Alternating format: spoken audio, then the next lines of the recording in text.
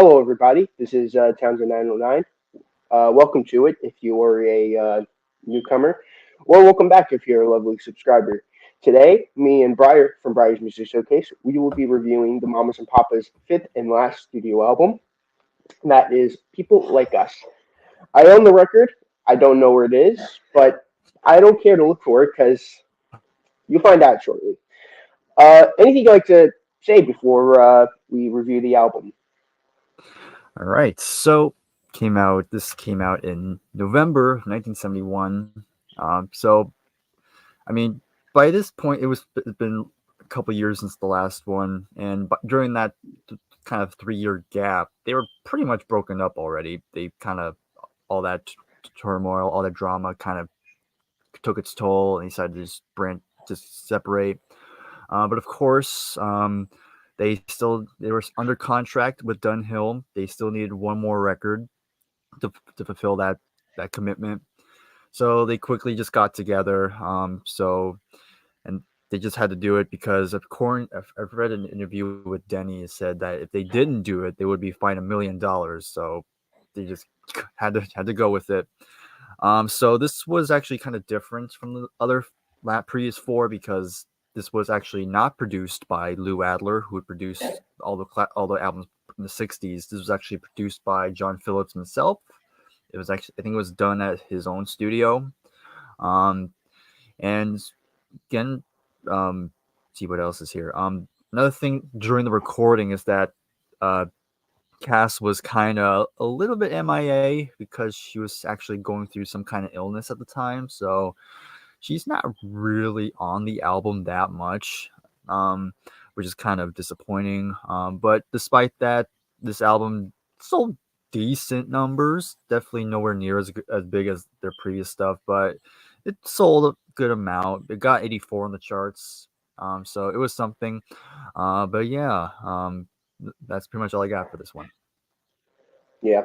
Uh, Basically what happened was well you basically something you said it good before, but ABC bought out um ABC bought out Dunhill, and they were going through all the contracts, and they noticed, like you said, that they owed one more album. And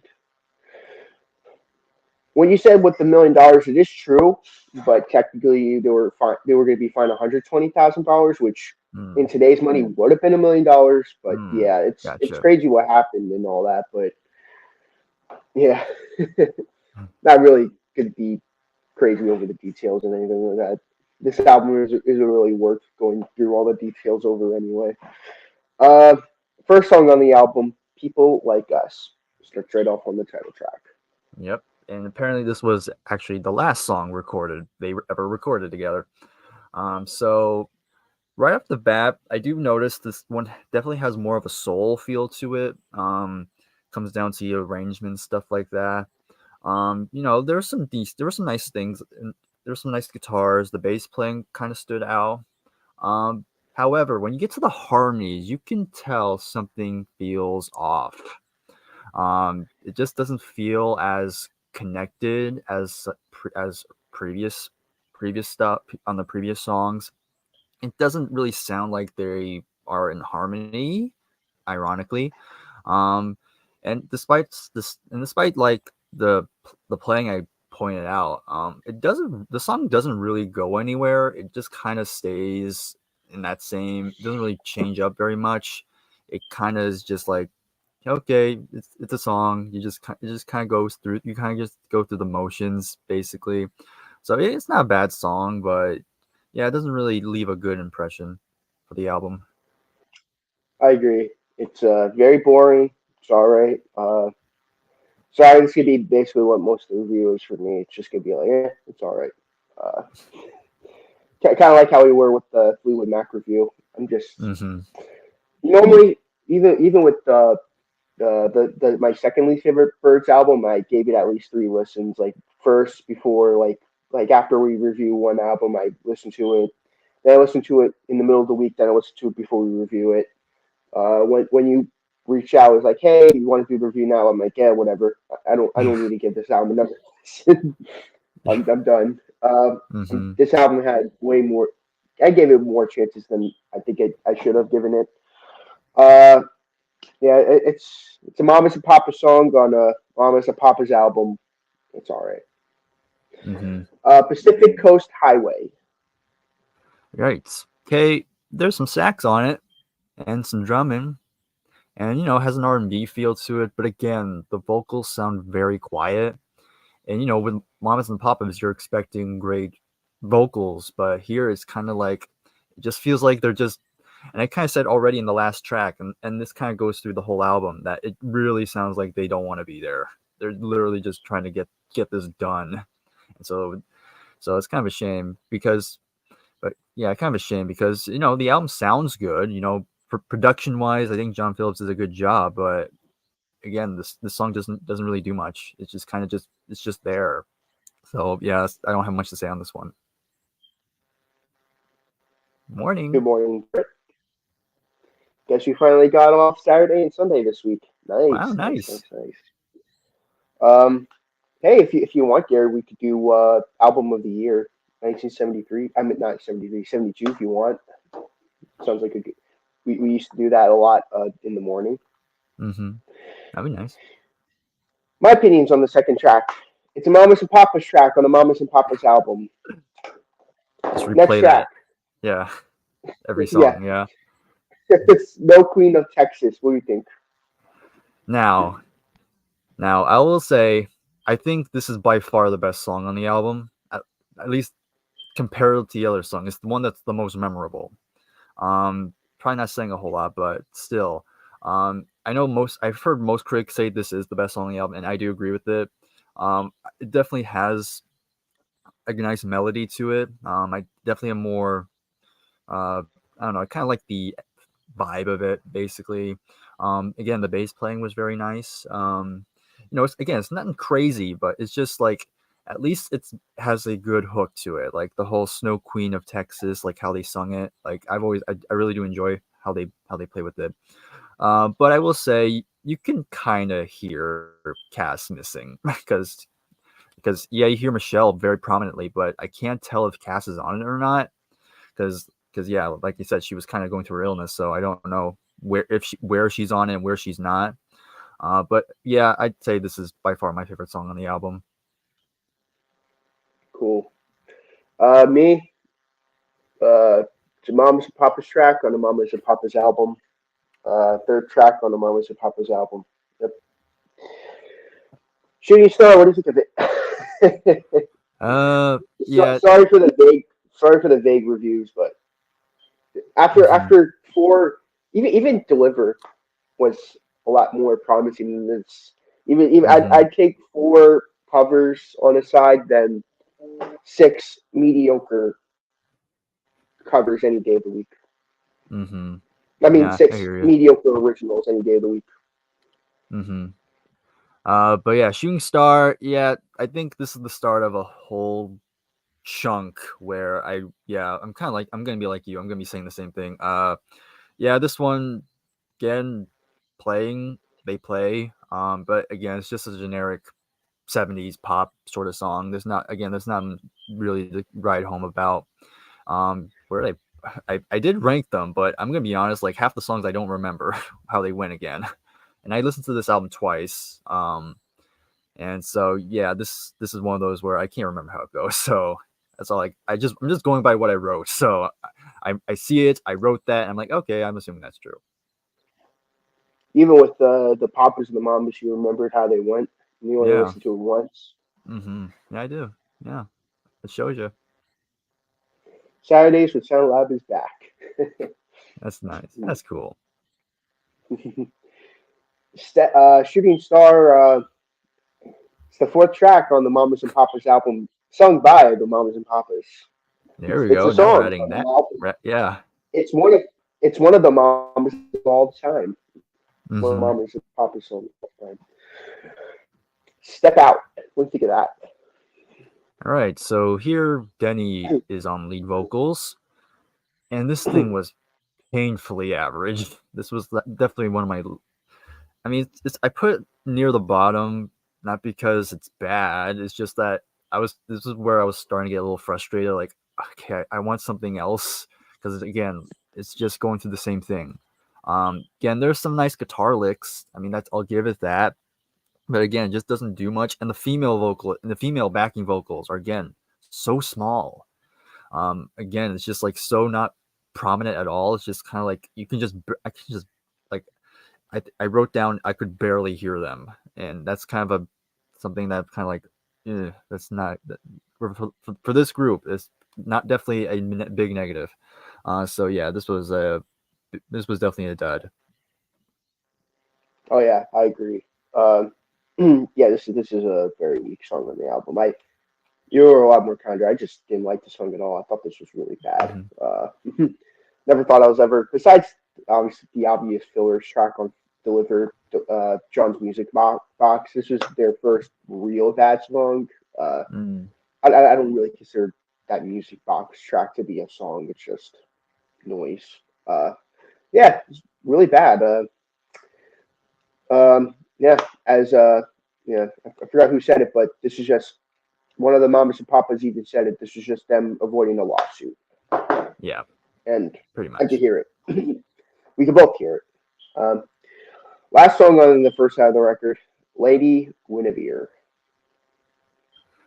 Yep.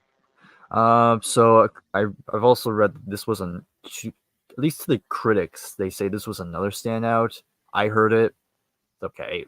uh, uh, at least this one has more vocal harmonies on it. I mean, here the vocal harmonies are more prominent compared to everything else, which I guess is something. And again, the bass, again, there's some good bass playing throughout, but again, it's just like nothing really else happens. The song goes in one ear, then it goes out the other, and then we just go to the next one, and that's all I gotta say. Again, it's just like whatever. Yeah, I agree. It's the sixth track on the Mamas and Papas track. It ends off the first side of the Mamas and Papas track. That's my opinion on it. First track on this second side, No Dough. Hmm.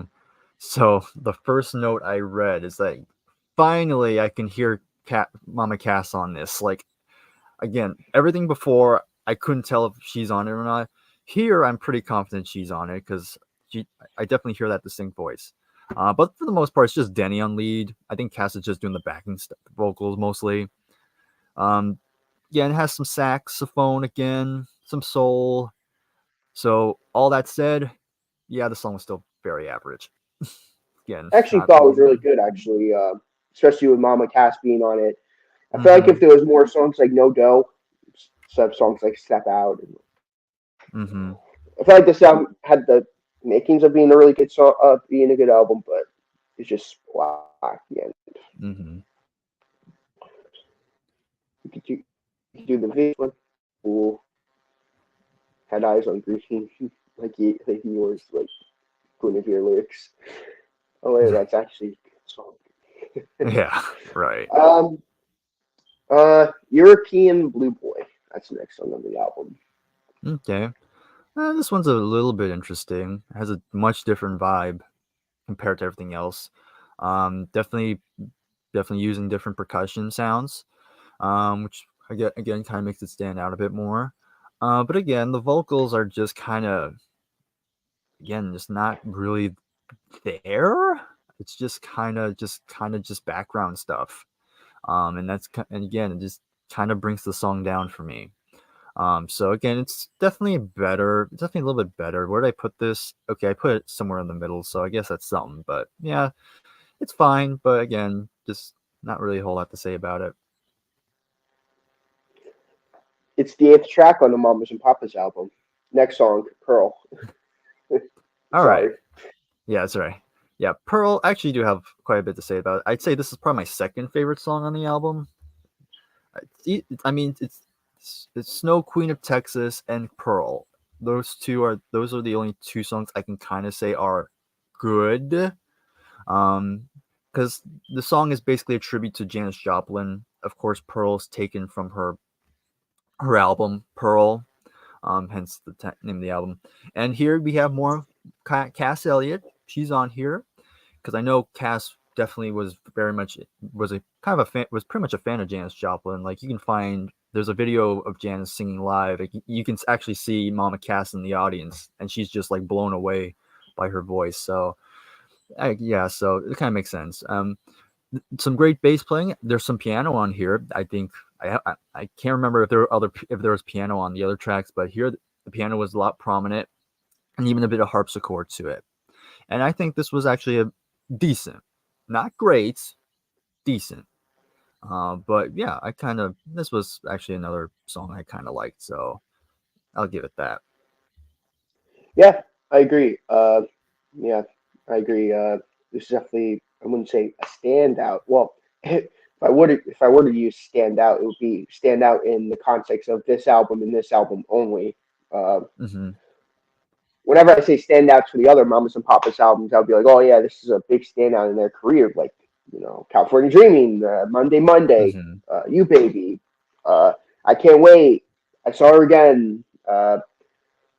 Creek Alley, Mansions, like Mm-hmm. those are all big standouts to me in their discography. But when I say one of these songs is a standout, I say in the context of the album, not in the Mm-hmm. that's I said that with the Birds review too. Like, yeah, these are standouts for this album for the Birds, but not I wouldn't say it's like a career standout.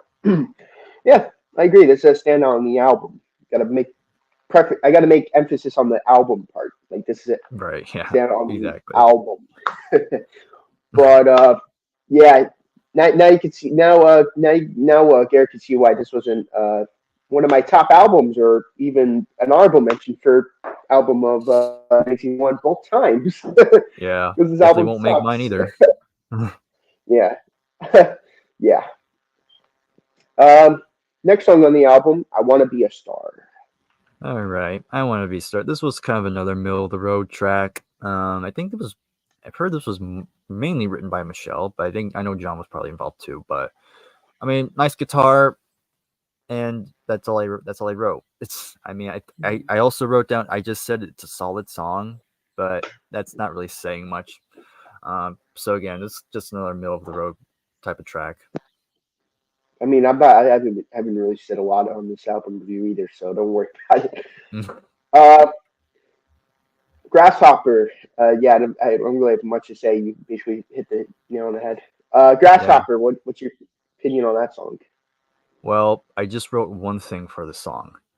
I gave What? up.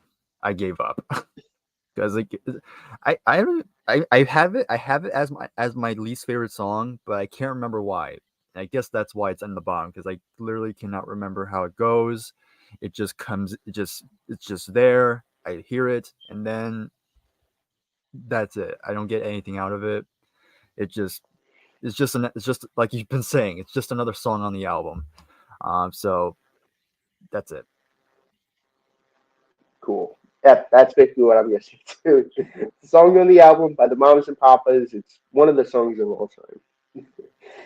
Oh man, I bet there's that one person out there who loves this album who's like, "Gosh darn it, gosh really darn it." Yeah. Oh man, Oh well. I'm sorry. I'm sorry for people like us fans. This album isn't for us. When I'm not when I sorry. heard this song, I'm like, right away I had to go listen to "For the Love of Ivory" to Mm-hmm. remind me of how great they were before this Mm-hmm. album.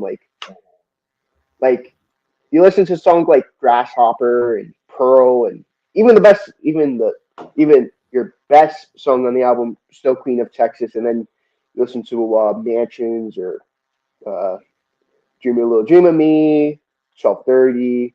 You listen to you listen to those songs and then you go. I mean, you listen to these songs on people like us, and then you go to those songs from the previous album. You're like, wow, the dip in quality is Mm-hmm. raw.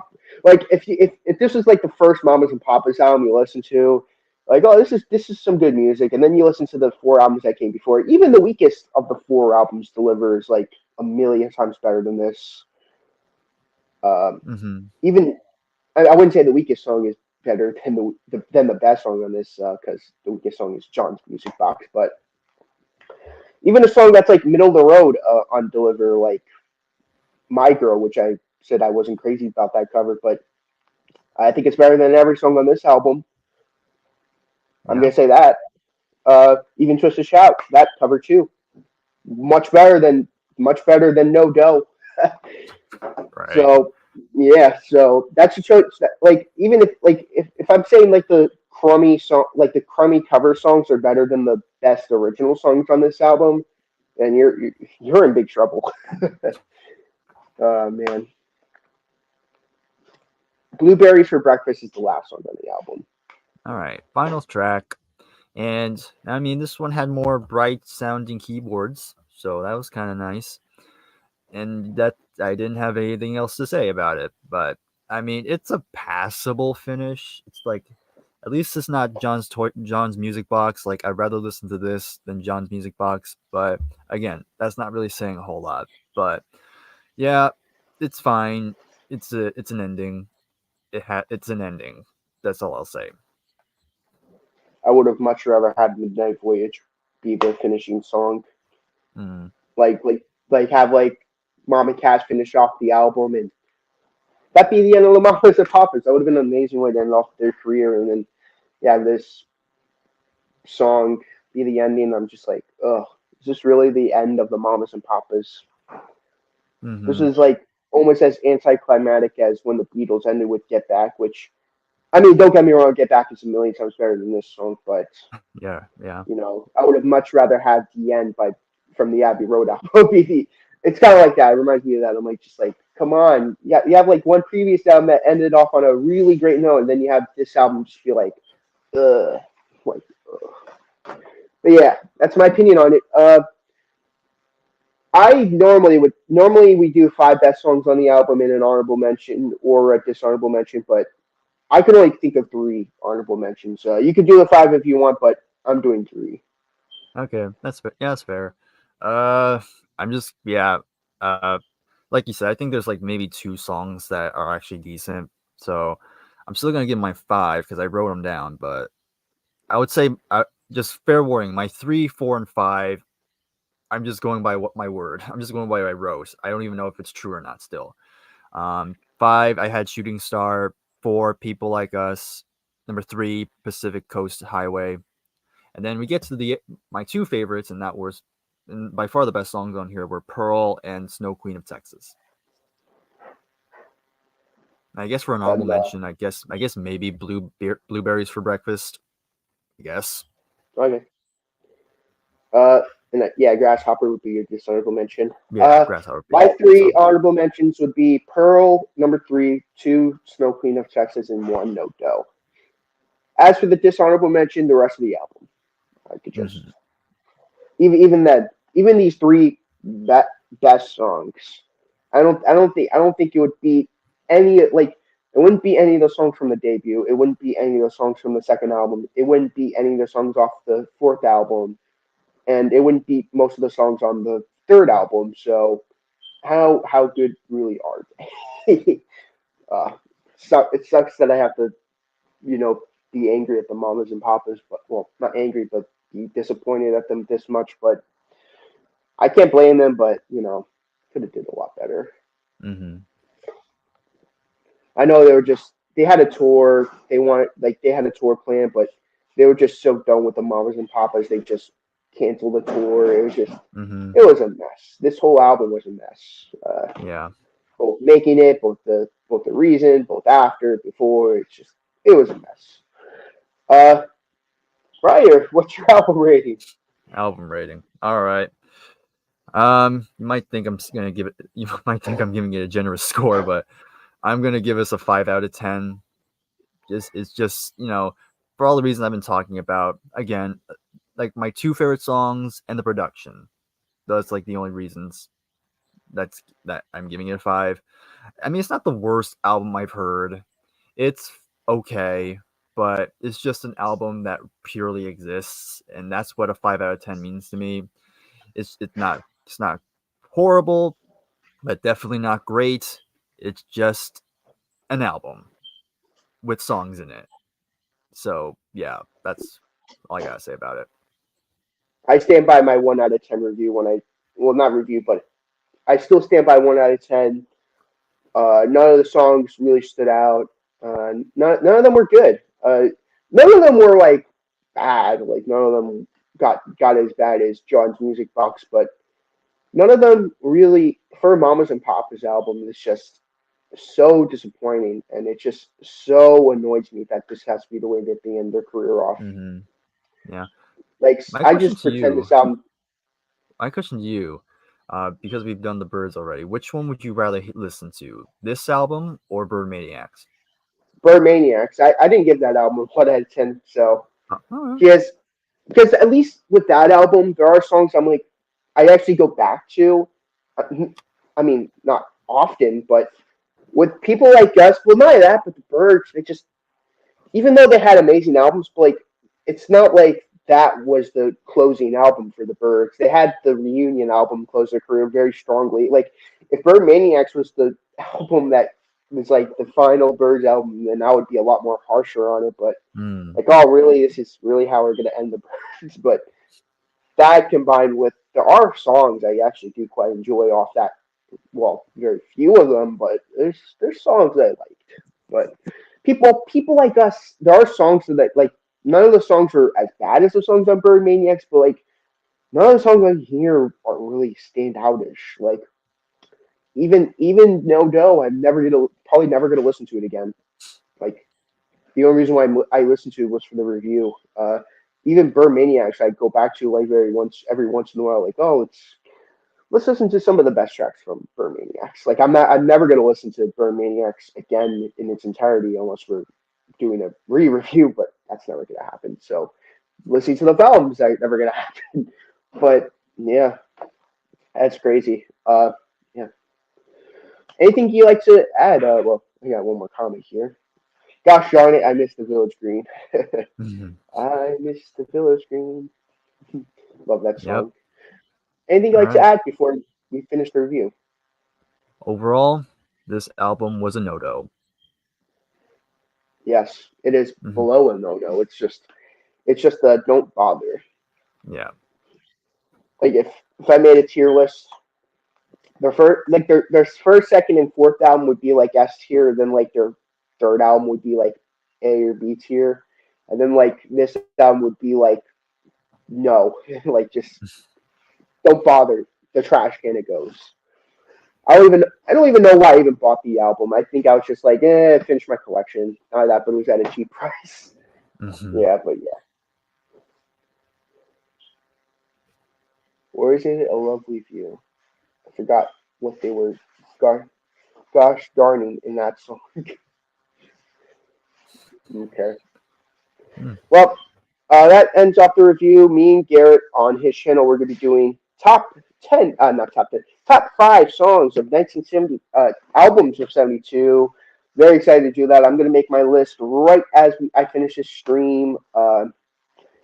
See you guys in the next video.